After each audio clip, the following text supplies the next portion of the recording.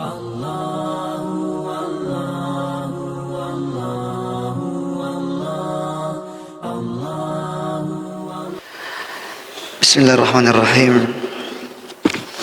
Assalamualaikum warahmatullahi wabarakatuh. Alhamdulillahi rabbil alamin. Wassalatu wassalamu ala asyrafil anbiya'i wal mursalin wa ala alihi wa ashabihi wa man tabi'ahum bi ihsanin ila yaumiddin. Amma ba'd. Hadirin jamaah salat maghrib yang dirahmati oleh Allah Subhanahu wa taala. Alhamdulillah, kita bersyukur kepada Allah Subhanahu wa taala atas nikmat yang Allah karuniakan kepada kita semua. Salam dan salawat kepada Nabi kita Muhammad sallallahu alaihi wasallam. Jamaah salat maghrib yang dirahmati oleh Allah Subhanahu wa taala, InsyaAllah kita akan melanjutkan pembahasan kita dari kitab Qisasul Anbiya'i Al-Qasasul Haqqa, karangan Syekh Abdul Qadir Syaibatul Hamdi rahimahullahu ta'ala. Pada pembahasan yang lalu kita sudah membahas tentang kisah Nabi Ilyas, atau juga disebut dengan Nabi Idris alaihissalam. Dan berdasarkan urutan di dalam buku ini, ya seharusnya pada malam hari ini kita membahas Nabi Ilyasa dan Nabi Zulkifli. Akan tetapi kami langkahi dulu pembahasan kita terkait dua nabi ini, karena sumber untuk membahas kedua nabi ini sangat terbatas. Nabi Ilyasa dan Nabi Zulkifl, bahkan di dalam Al-Quran sendiri ya disebutkan nama beliau cuma di dalam dua tempat saja di dalam Al-Quran. Oleh karenanya kami butuh untuk murajaah lebih banyak untuk membahas kisah dari Nabi Ilyasa dan Nabi Zulkifli. Sehingga pada kesempatan yang berbahagia ini kita akan membahas Nabi setelahnya, yaitu Nabi Musa alaihissalam.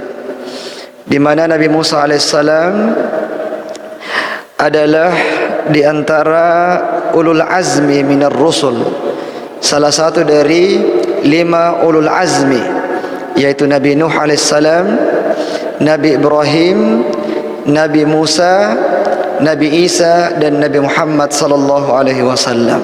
Ya, jadi dari semua nabi dan rasul yang diutus oleh Allah Subhanahu wa taala, 5 yang paling afdal dari mereka adalah ulul azmi ini. Nah, dan dari 5 ulul azmi tersebut yang paling afdal adalah 2 nabi yang merupakan kekasih Allah Subhanahu wa taala, yaitu Nabi kita Muhammad sallallahu alaihi wasallam dan Nabi Ibrahim alaihissalam.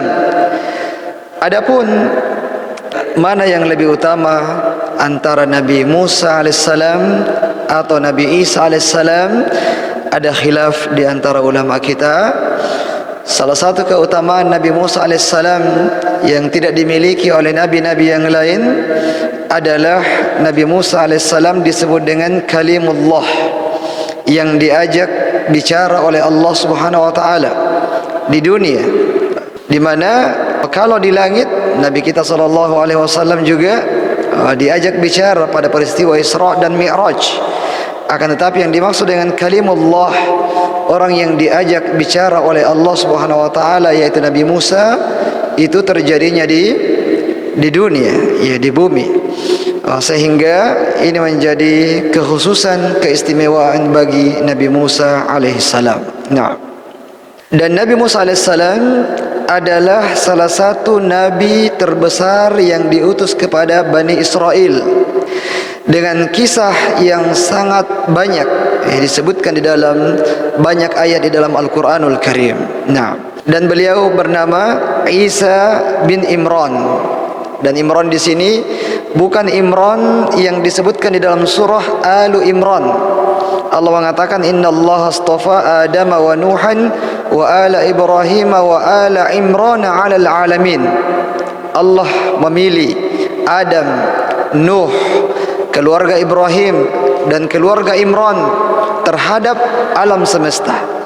Dan yang dimaksud dengan Imran dalam ayat ini adalah bapaknya Maryam, ibu dari Nabi Isa alaihissalam. Jadi kakeknya Nabi Isa alaihissalam. Dan jarak di antara keduanya, ya kata penulis adalah qaribun min alfai sanah, hampir 2000 tahun jarak antara Imran yang merupakan bapak dari Nabi Musa alaihissalam dengan Imran yang merupakan bapak dari Maryam.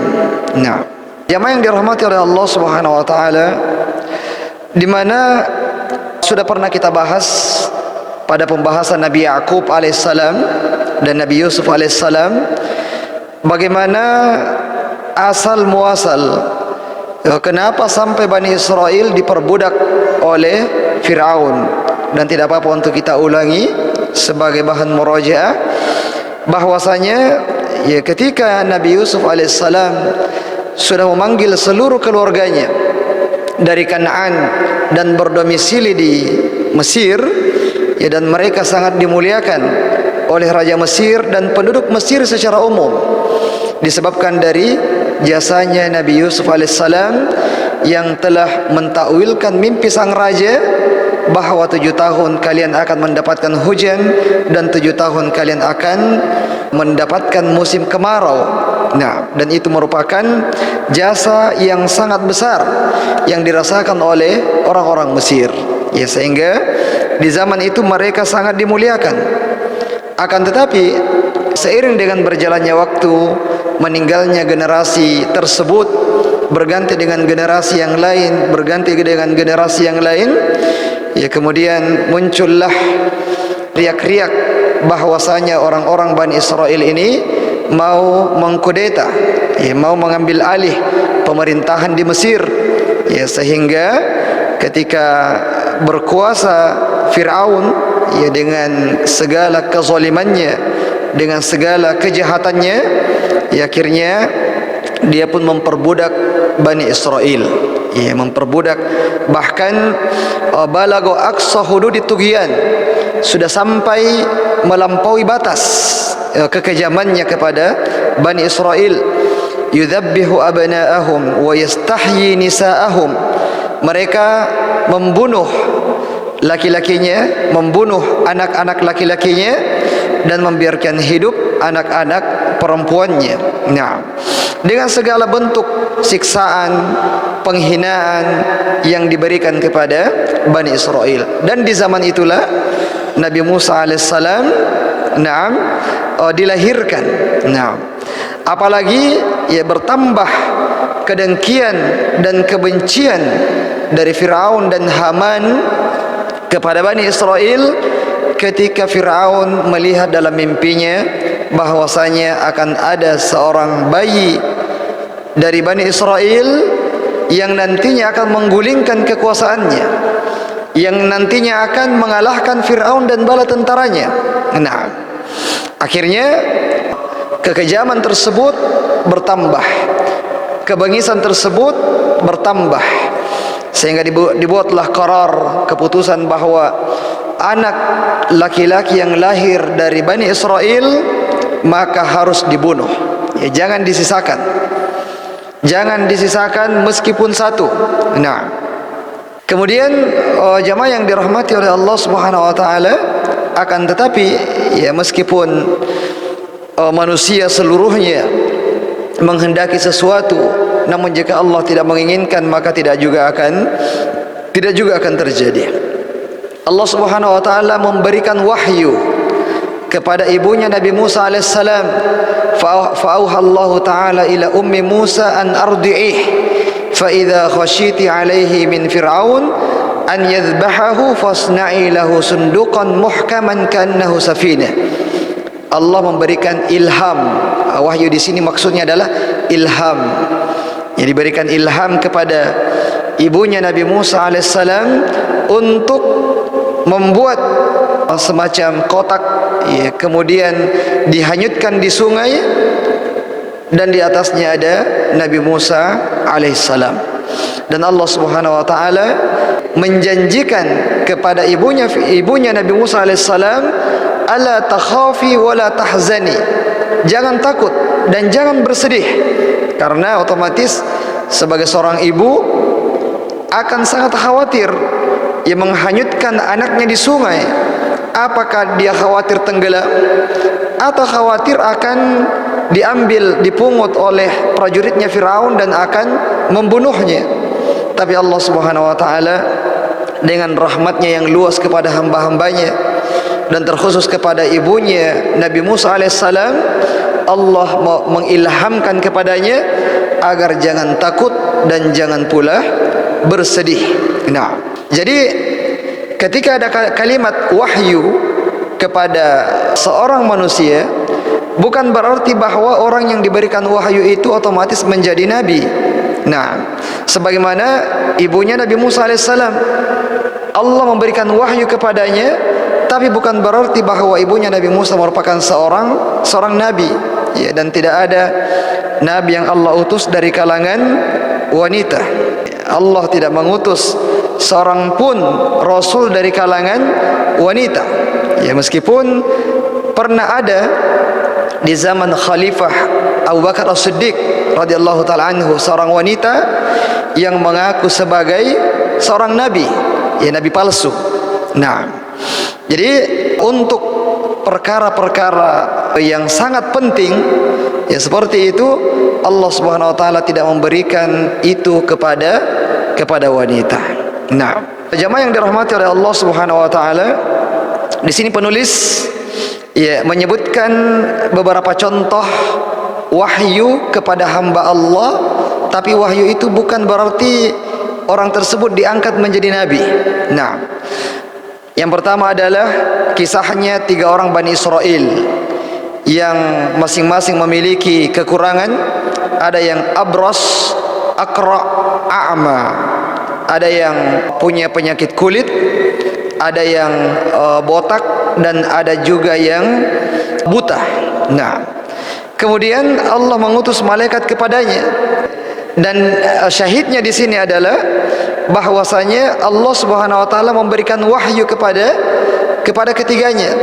Tapi bukan berarti bahwa ketiganya merupakan nabi yang diutus oleh Allah Subhanahu wa taala. Begitu pula dengan kisah yang lain, ya, yang sering kita dengarkan tentang keutamaan ukhuwah. Anna rajulan zara akhan lahu fi qaryatin ukhra fa arsadahu Allah taala ala madrajatihi malakan falamma ata alaihi qala aina turid qala uridu akhan li fi hadhil qaryah. Pada saat Allah mengutus seorang malaikat kepada seorang manusia biasa, nah, untuk menyampaikan pesan dari Allah Subhanahu wa taala kepadanya, dan pesan itu adalah fa inni rasulullah ilaika bi anna Allah qad ahabbaka kama ahbabtahu fi.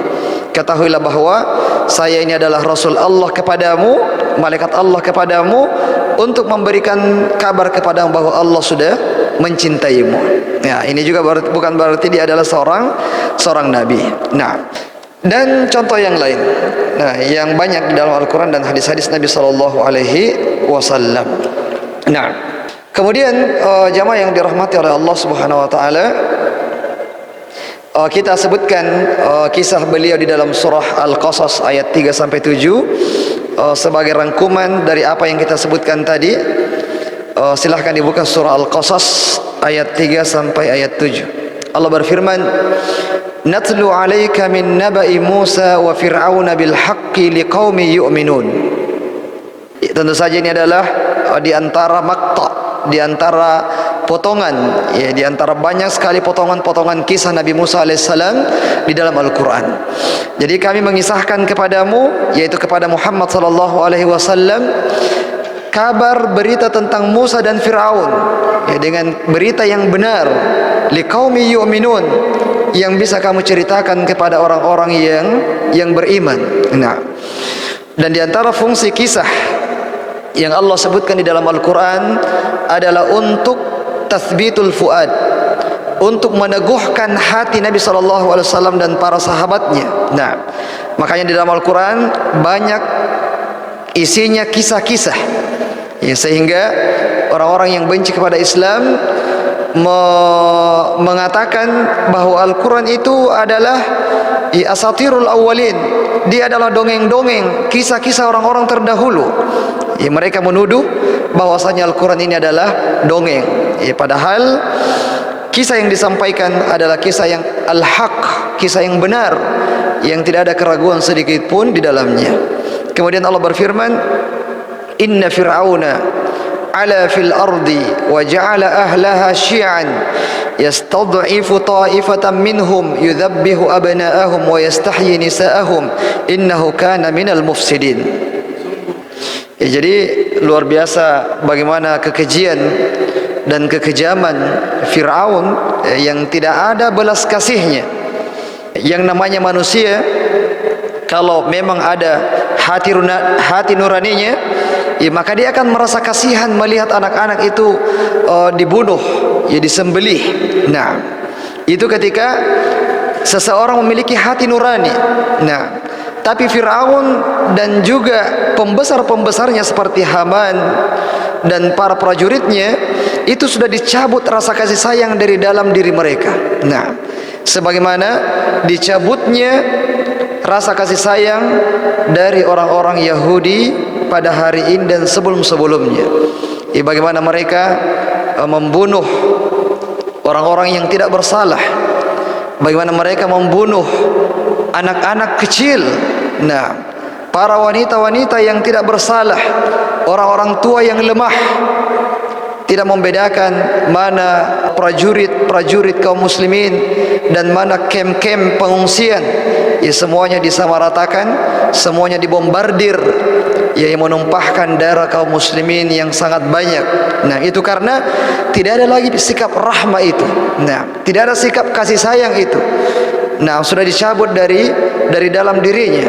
Nah, innahu kana minal mufsidin, bahwa dia termasuk orang-orang yang berbuat kerusakan di muka bumi.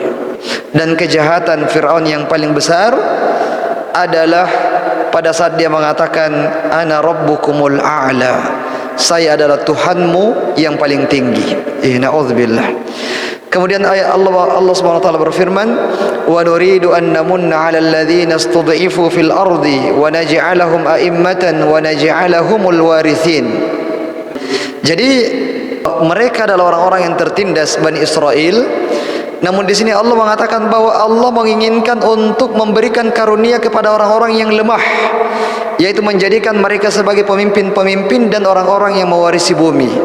Ini sudah ada isyarat bahwa Allah Subhanahu wa taala akan mengutus Rasulnya di tengah-tengah mereka yang akan mengeluarkan Bani Israel dari perbudakan tersebut dan akan mengangkat derajatnya Bani Israel dan sebagai pemimpin-pemimpin di muka bumi. Nah, kemudian Allah berfirman, wa numakkinu lahum fil ardi wa nuriya fir'auna wa hamana wa junudahuma minhum ma kanu yahdharun.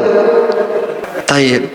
Jadi meskipun manusia menghendaki sesuatu, sebagaimana Fir'aun dan Haman menghendaki kebinasaan, kehinaan bagi Bani Israel, tapi kehendak Allah pastilah yang akan terjadi. Yang kehendak Allah adalah akan menolong bangsa Bani Israel tersebut, akan mengeluarkan mereka dari perbudakan, dan akan menggulingkan bahkan membinasakan Fir'aun dan seluruh bala tentaranya. Nah, dan itulah yang akan terjadi, karena ini adalah ketentuan dari Allah Subhanahu wa taala. Nah, makanya dalam hadis disebutkan, walau ijtama'u ala an yanfa'uka bi syai'in lam yanfa'uka illa bi syai'in qad katabahu Allahu laka. Kalau sekiranya semua manusia berkumpul untuk memberikan manfaat kepada seseorang, maka mereka tidak akan mampu untuk memberikan manfaat kalau Allah tidak menghendaki. Wa in ijtama'u ala an yadurruka bi syai'in lam yadurruka illa bi syai'in qad katabahu Allahu laka. Dan sekiranya mereka berkumpul untuk memudaratkan seseorang, maka mereka tidak akan mampu untuk memberikan kemudaratan kecuali apa yang Allah Subhanahu wa taala takdirkan baginya. Nah, sehingga ya jangan terlalu khawatir dan jangan terlalu takut ya dengan apa-apa yang fil mustaqbal, apa-apa yang akan datang. Nah, karena semuanya di tangan Allah Subhanahu wa taala. Tugas kita adalah ikhtiar, tugas kita adalah berusaha, berdoa kepada Allah Subhanahu wa taala yang terbaik. Adapun nanti semuanya hasilnya bagaimana, kita serahkan semuanya kepada Allah Subhanahu wa taala. Nah, kemudian ayat 7 Allah berfirman, wa auhayna ila ummi Musa an ardi'i fa idza khifti alaihi falqihi fil yammi wa la takhafi wa la tahzani inna radduhu ilaiki wa ja'iluhu minal mursalin. Nah, tayyib, masyaallah. Ya, janji dari Allah kepada ibunya Nabi Musa alaihissalam, karena Allah memilih Nabi Musa sebagai nabinya nanti, maka Allah akan menjaganya. Nah, dari kecil Allah Subhanahu wa taala menjaga Nabi Musa alaihissalam agar tidak sampai kepadanya keburukan orang-orang yang mau berbuat buruk kepadanya. Nah, kalau Allah yang ingin menjaga seseorang, ya, maka satu kerajaan Fir'aun dan bala tentaranya tidak sanggup untuk menahannya. Bahkan ajibnya adalah karena justru Nabi Musa alaihissalam dibesarkan di istananya Fir'aun, di mana dia sudah berkor-kor di luar, sudah maksimal di luar, jangan sisakan satupun, karena jangan sampai yang disisakan itulah yang akan menjadi musuhku nanti di kemudian hari. Tapi ternyata yang tersisa ini adalah Nabi Musa alaihissalam, dan dialah nantinya akan menjadi musuh bagi Fir'aun. Nah, dan itu tadi ya, karena Nabi Musa bukan dibesarkan di rumahnya orang tuanya, tapi dibesarkan di istananya Fir'aun. Nah, dan Allah Subhanahu wa taala memberikan kabar gembira kepada ibunya. Nah, supaya tidak bersedih dan supaya tidak takut. Fa'alqihi fil yammi wa la takhafi wa la tahzani. Hanyutkan dia di sungai. Pernah kami bahas kata al-yammu, ya, fa'alqihi fil yammi. Juga dalam ayat yang lain Allah mengatakan terkait Fir'aun itu ditenggelamkan di Al-Yam juga bahasanya, tapi beda, bukan Sungai Nil. Al-Yam yang dimaksud di ayat tersebut adalah Laut Merah.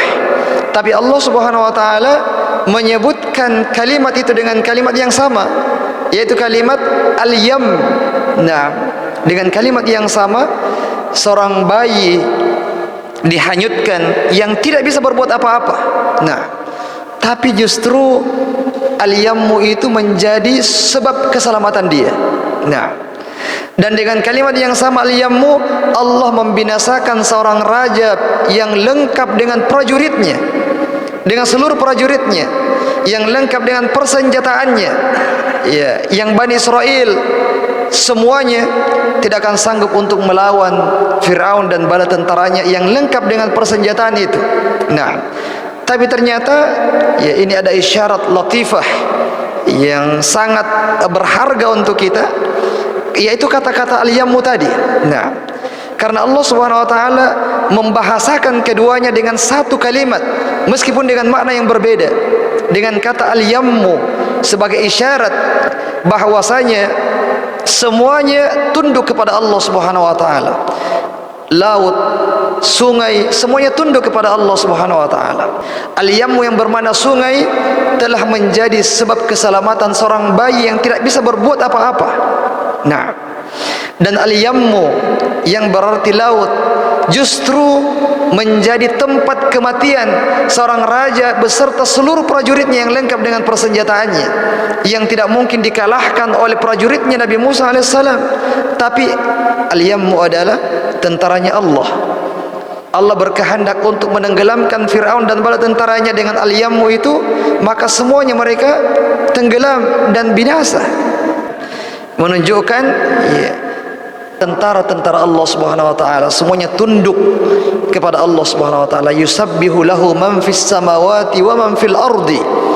Bertasbih kepada Allah segala sesuatu yang di langit dan di bumi. Akan tetapi kita tidak mengetahui bagaimana tasbih yang mereka hamba-hamba Allah lakukan tersebut kepada Allah Subhanahu wa taala. Nah, kemudian Allah juga memberikan kabar gembira kepadanya bahwa inna radduhu ilaik. Tenang, kami akan mengembalikannya kepadamu. Ya, bagaimana itu? Ya, nanti kita lihat bagaimana Allah mengembalikan anaknya kepada ibunya. Anaknya yaitu Musa kepada ibunya Nabi Musa alaihissalam. Wa ja'iluhu minal mursalin, dan kami akan menjadikan dia sebagai rasul di antara rasul-rasul kami. Nah, kemudian jamaah yang dirahmati oleh Allah Subhanahu wa taala, ketika ibunya Nabi Musa alaihissalam menghanyutkan anaknya di sungai tersebut, ibunya memerintahkan kepada salah satu anaknya untuk mengikuti.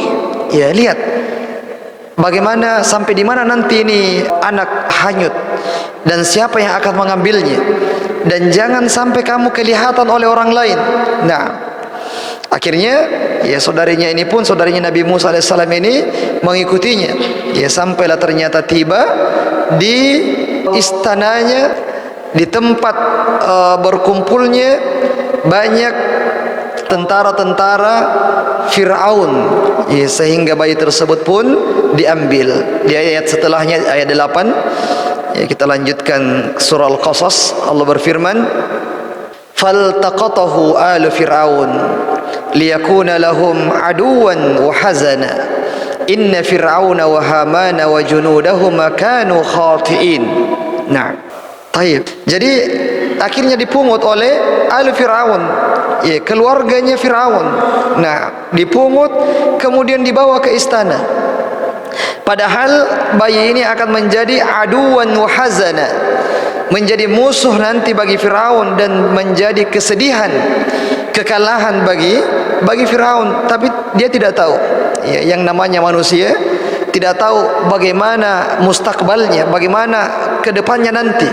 Ya, bahkan seorang Fir'aun yang mengaku sebagai ana rabbukumul a'la, dia tidak tahu ternyata anak yang dibawa ini, yang dipelihara ini, dialah yang akan menjadi musuhnya nanti.